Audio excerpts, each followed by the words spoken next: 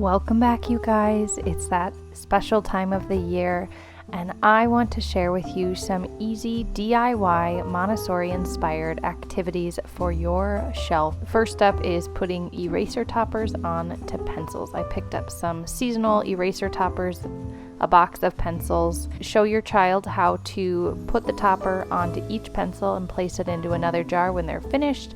They can then do this with all of the pencils, and then at the end you can show them how to pull the eraser topper off and put the pencil back in to restore their work and put it back on the shelf. With this one, you'll want to make sure that you have the same number of pencils and eraser toppers and have 2 jars or cups to place the pencils that have the eraser topper put on them. The next DIY is a little bit more crafty. It is making a button tree. So for this, you'll want to print out this large Christmas tree. I will put a link down to it below. You cut this out and use this to trace a cutout of a Christmas tree on some green felt. And then I just used some buttons that I had in my sewing box. The larger the button, the easier it is for your child to use them. So really tiny buttons won't be very suitable for this. And you're going to cut out some additional green felt circles, and this is what is going to wrap around your button.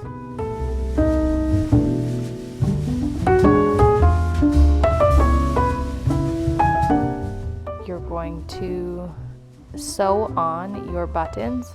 I'll put a link down below on how to sew on a button if you're not sure how to do that. I then tie it off on the back. To tie it off, I just put the needle through one of the stitches and then keep a little bit of a loop, and I wrap my needle through that loop like 3 times to create a nice strong knot, and then I'll just pull it tight and then cut off the extra, and that should be a secure knot on the back of your felt.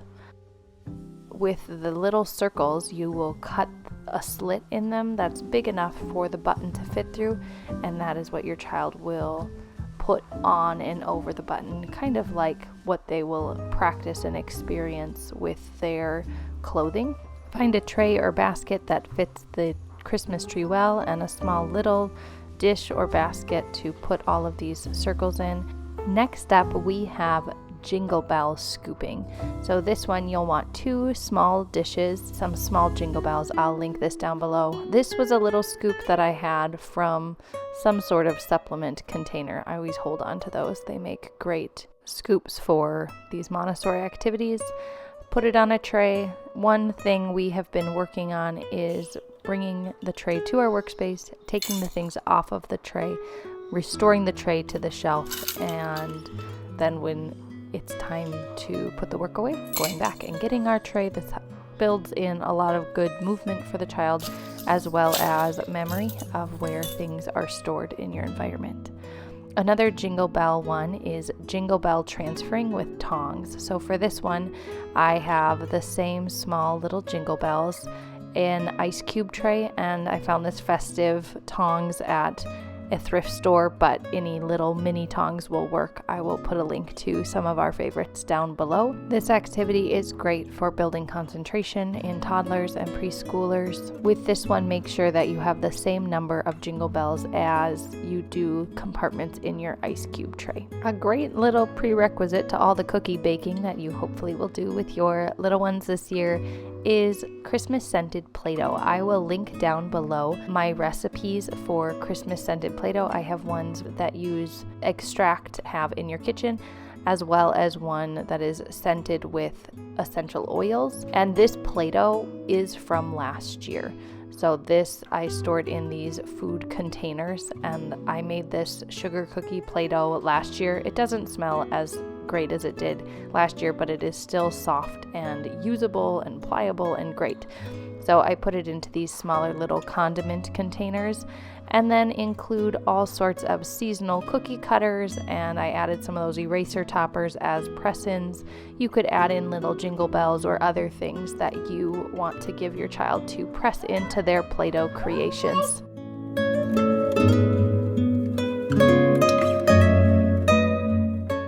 Next up is candy cane bead stringing. With this, you are going to make these little candy canes from red and white pipe cleaners, cut them to the size you want, and using little pony beads, you can just string them on the pipe cleaners. I find pipe cleaners to be a really great transitional material when moving to smaller beads because it keeps the structure, and so it's much easier for the child to thread them onto the pipe cleaner rather than a piece of string that is very flexible and moves around a lot. These could also become ornaments for your Christmas tree, or they would make great little gifts for family members. Next up is Stereognostic Bag, and this is a bag that isolates the sense of touch.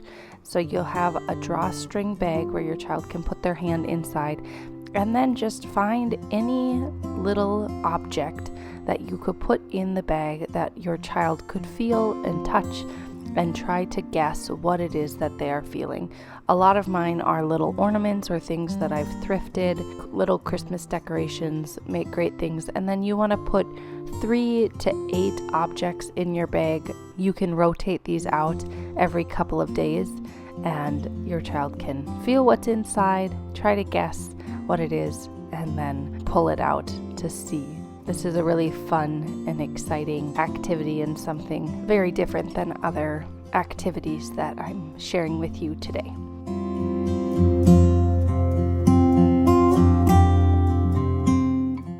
Next, I want to share with you plate sewing.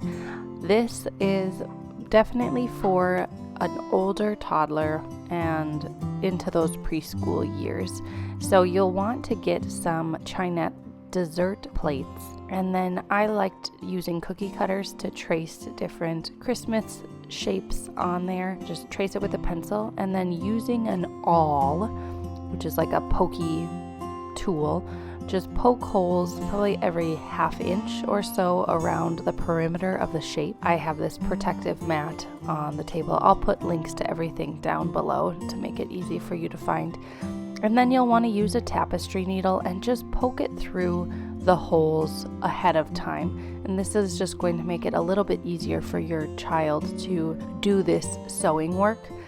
And then I'm just making some little balls of yarn. Because my children are younger, I'm going to pre-tie the needle onto the yarn. I would say ideally this is introduced when your child is able to tie a knot, or that you're working on that skill.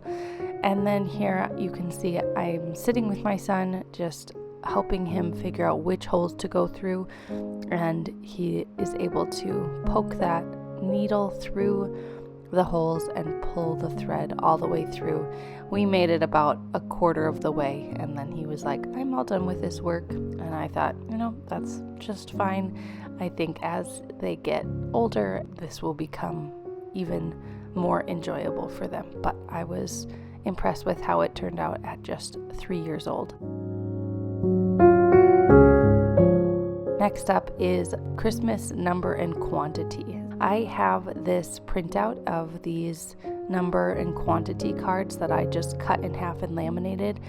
And then you just find some little objects. I picked up these little presents from the dollar store, and using a little tongs to transfer them onto the sheet into those boxes. But you could use eraser toppers, you could use little peppermint candies. There's so many things that you could use as your quantity. Jingle bells even. The last activity I want to share with you today is jingle bell threading.